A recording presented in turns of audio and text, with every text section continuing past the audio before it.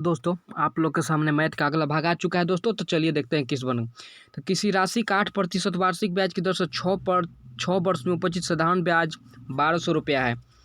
तो देखिए दोस्तों, ये 8% तो दिया हुआ है, 8% दिया हुआ है दर। ठीक है, क्या दिया हुआ है? दर दिया हुआ है। और 6 वर्ष टाइम दिया हुआ है और 1200 रुपया क्या दिया है? ब्याज दिया हुआ है। तो आप लोग सोचिए कि इसमें निकालना क्या है। तो सबसे पहले मूलधन निकालना, क्योंकि कह रहे कि इस मूलधन आएगा तभी ना इस मूलधन पर निकलिएगा, तिगुना कीजिएगा दोस्तों। बोलिए, तो हम लोग को मूलधन निकालना है। तो मूलधन का हमने सूत्र आप लोग को बताया था। क्या बताया था? कि मूलधन बराबर क्या होता है? तो मूलधन बराबर होता है ब्याज गुना 100 बाटा में समय गुना दर। यही बताए थे दोस्तों। तो ब्याज कितना है? 1200 रुपया है। ठीक है, 1200 गुना 100 बाटा 8 गुना 6, यानी 8% दर है दोस्तों, है ना। तो इसको कटाइए, 6 दूनी 12 यानी 200, 200 बार में कट गया। ठीक है, और इसको कटाइए, 8 बार में ही कट जाएगा। कितना? तो 8 दूनी 16, 4 8 5 40 यानी 25।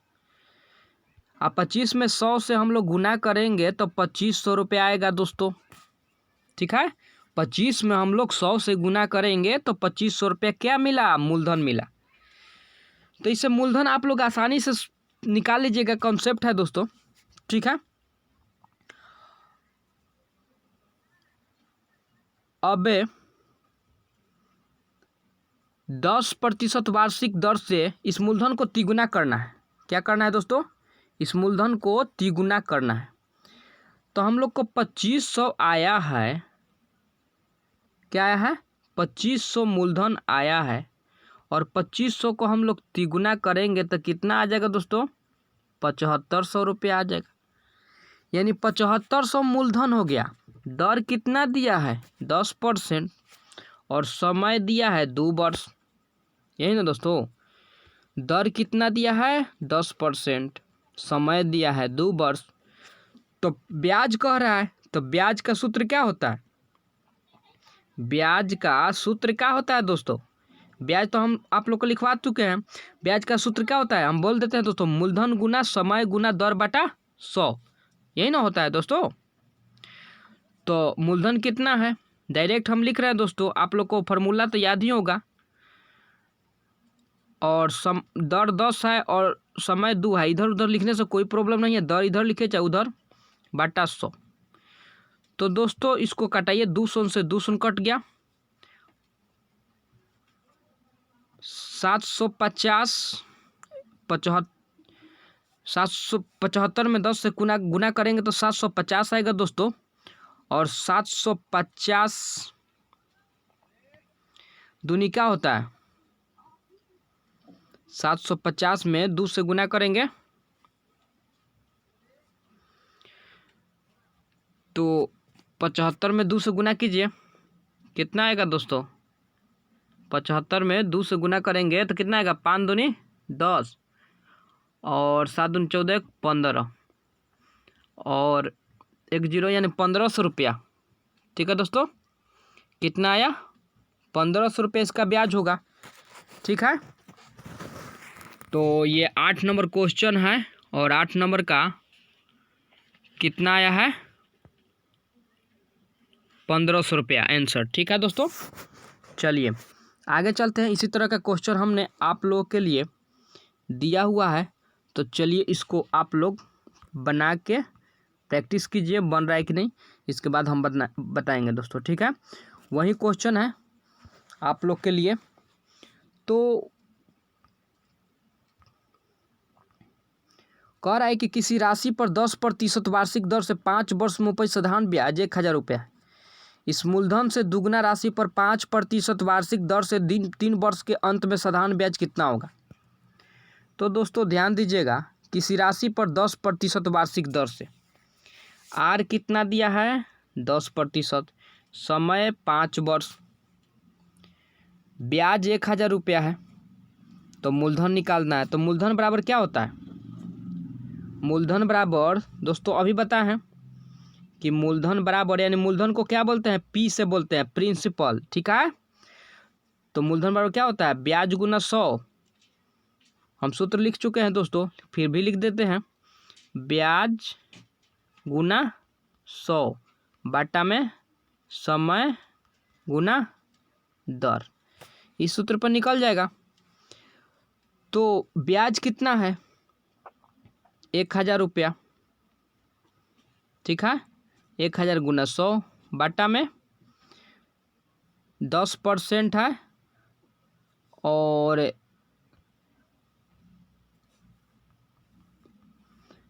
5 वर्ष है और 10% है। इधर उधर लिखने से कोई प्रॉब्लम नहीं, लेकिन दोस्तों लिख देते हैं हम। तो ये 1 शून्य से 1 शून्य और 5 दूनी 10, यानी कितना आया 2000 रुपया।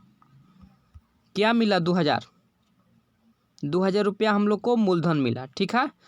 तो कह रहा है कि इसको दुगुना राशि, इसको दुगुना करने पर कितना आएगा दोस्तों 4000, यानी 2000 का दुगुना करेंगे तो कितना आएगा दोस्तों 4000।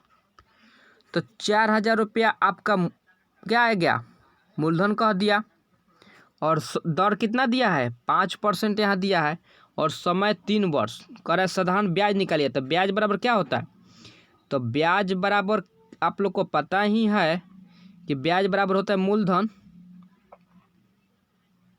गुना समय, समय कितना है दोस्तों 3, गुना दर बाटा 100, यही ना होता है दोस्तों।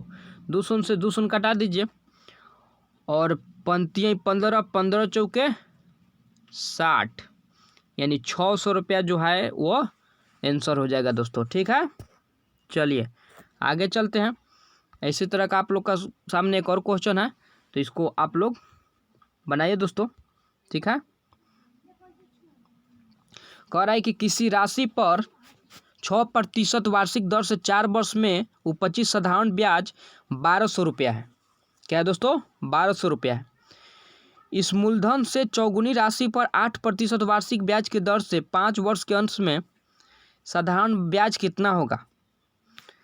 तो इसमें दिया हुआ है, दर दिया हुआ है, समय दिया हुआ है, ठीक है, और ब्याज दिया हुआ 1200 रुपया। तो मूलधन कितना होगा, तो मूलधन बराबर क्या होता है, अभी हम लोग बताए हैं आप लोगों को, ब्याज गुना 100, हम डायरेक्ट लिख रहे हैं दोस्तों, ठीक है। ब्याज गुना 100 बाटा में समय गुना दर, यानी समय 4 गुना 6, तो 6 से कटा दीजिए, 6 दूनी 12, 200 और 4 पच्चे 20, यानी 50। अब 50 में 100 से गुना करेंगे तो 5000 दोस्तों। 5000 रुपया क्या मिला हम लोग को, मूलधन मिला। इसको 4 गुना करना है दोस्तों, तो 5000 को 4 गुना हम लोग करेंगे तो कितना आएगा दोस्तों, 5000 को 4 गुना करेंगे तो 5 के 20,000 हो जाएगा दोस्तों, 20,000 हो जाएगा। तो 20,000 हो जाएगा तो क्या निकालना है हम लोग को, ब्याज निकालना है। और फिर दिया है दर 8% दिया है और समय 5% दिया है। तो ब्याज बराबर क्या होता है मूलधन, तो मूलधन लिख रहे हैं, मूलधन गुना समय, समय गुना दर, दर कितना है 8 और बटा में 100। तो 2 शून्य से 2 शून्य कट गया दोस्तों, और ये 8 5 40 और 40 दूनी 80 और 00, यानी 8000 रुपया दोस्तों, 8000 रुपया डी हो जाएगा, ठीक है दोस्तों। चलिए आगे चलते हैं। 9 नंबर क्वेश्चन है दोस्तों RS रगवाल का ही, तो चलिए इसको बनाइए, किस तरह बनेगा दोस्तों, ठीक है। तो आप लोग के सामने ये क्वेश्चन है। तो कह रहा है कि किसी धन राशि का 1/3 3% वार्षिक दर से 1/6 भाग 6% वार्षिक ब्याज की दर से तथा शेष धनराशि 8% वार्षिक ब्याज की दर से निवेश की। यदि एक वर्ष में कुल साधारण ब्याज 600 मिले तो वो धनराशि कितनी है दोस्तों। ठीक है, तो हम यहीं बना रहे हैं दोस्तों, थोड़ा ध्यान दीजिएगा इसी पे। किसी धनराशि का 1/3 यानी किसी धनराशि का, तो मान लीजिए किसी धनराशि का 1/3 3% पे 1/3 मतलब 1/3 भाग ना, बोलिए दोस्तों, प्लस 1/6 भाग जो है 6% पे। ठीक है, और शेष, तो ध्यान दीजिएगा दोस्तों, शेष कैसे निकलेगा। कोई भी जो होता है ना टोटल एक होता है। ठीक है, टोटल एक ही ना होता है, कोई भी एक ही भाग ना होगा। मान लीजिए तरबूजा होगा तो एक भाग उसको फाड़ फाड़ के कीजिएगा आधा आधा। तो मान लीजिए एक भाग में से 1/3 भाग और प्लस 1/6 भाग, तो ये लोग खर्च कर चुका है, माने ये धनराशि लगा चुका है। तो कितना हुआ, तो 3 और 6 कैल्शियम 6 हो जाएगा, और यहाँ पे 3 दूनी 6 और यहाँ पे 1 यानी 3/6। तो कटाएंगे तो 3 दूनी 6 यानी 1/2। यही ना है दोस्तों। तो 1/2 जो आया वो क्या आया, इन दोनों का राशि आया। और कोई भी राशि एक होता है, क्या होता है, कोई भी राशि एक होता है, और एक में से 1/2 घटाएंगे तो पता चल जाएगा कि शेष कितना आया। फिर से देखिए दोस्तों, 1/3 और 1/6 तो धनराशि लगा चुका है, तो दोनों को जोड़ा गया तो पता चल गया ना कितना खर्चा हुआ है जो भी हो। और कोई भी एक होता है तो एक में से 1/2 घटाएंगे तो शेष पता चल जाएगा ना दोस्तों। तो चलिए शेष निकालते हैं। तो 1 - 1/2 तो कितना बचेगा,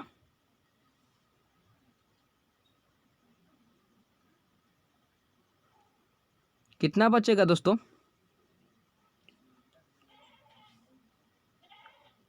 1/2 ही ना आया था।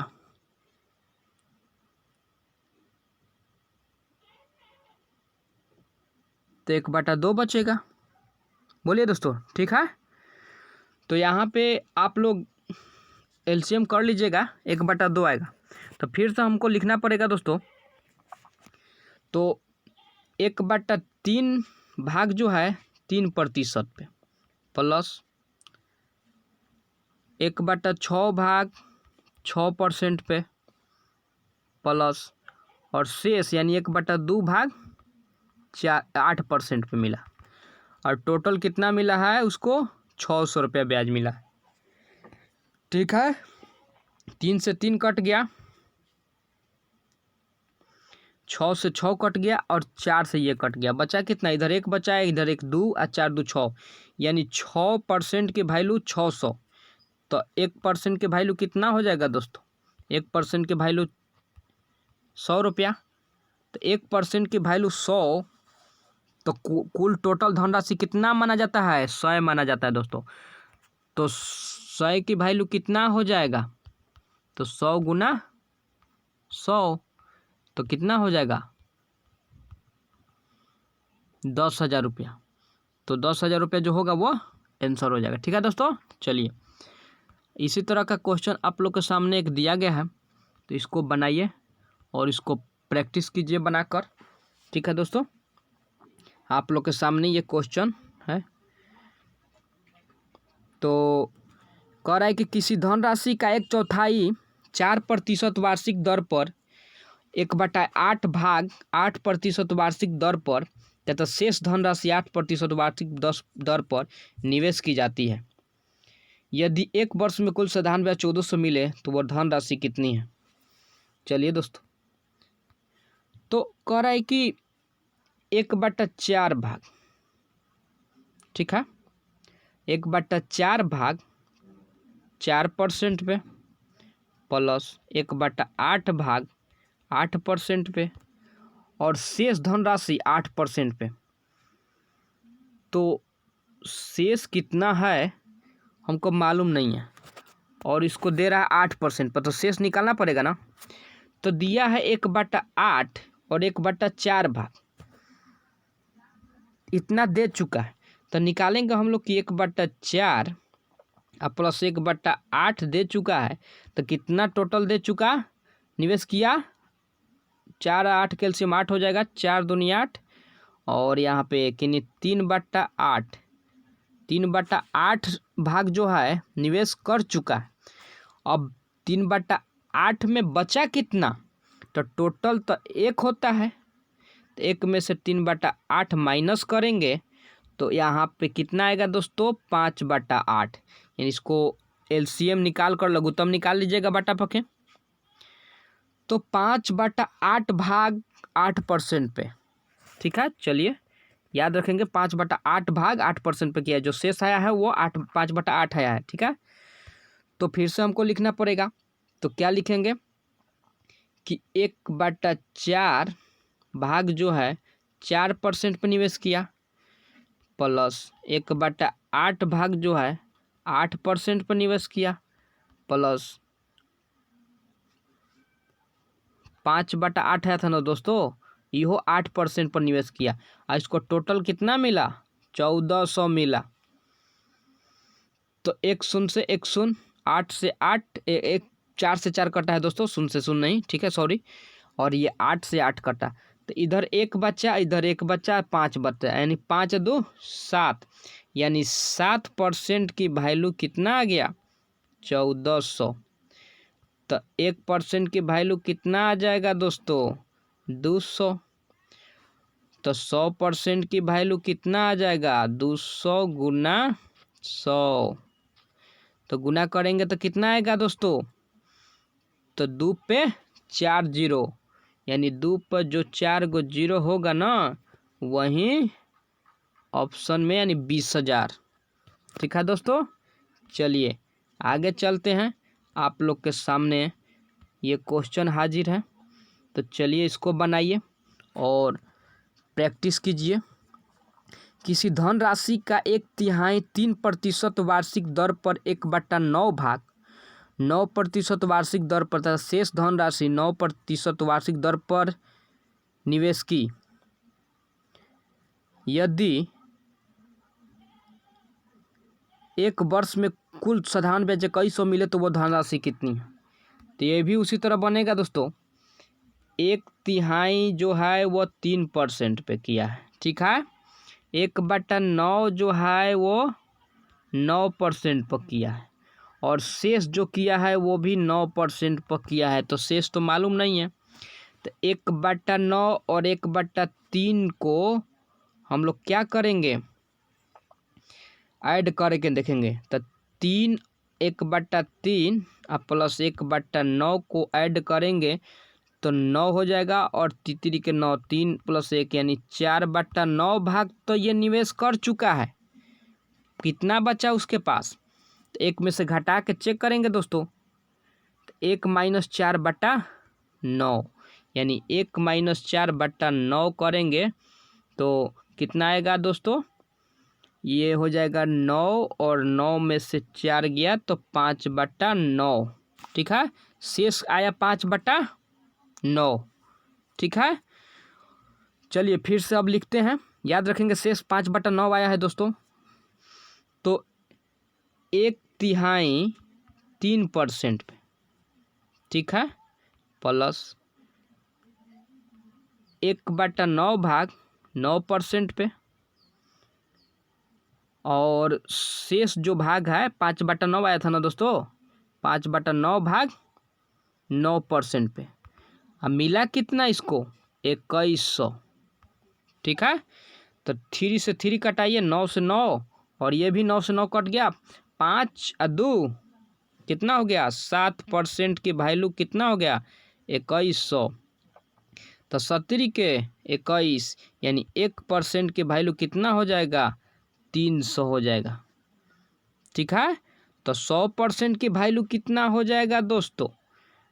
तो 300 गुना 100 यानी 3 पे कितना जीरो? 4 जीरो, यानी 30,000 आंसर हो जाएगा दोस्तों। ठीक है, कितना आंसर हो जाएगा दोस्तों? 30,000। तो जो 30,000 होगा वो सही होगा दोस्तों। तो दोस्तों अच्छा लगे तो लाइक और सब्सक्राइब जरूर कीजिएगा। ठीक है दोस्तों, इसी तरह का आप लोग का वीडियो मिलता रहेगा हर रोज़ हर दिन। ठीक है, देखने के लिए धन्यवाद।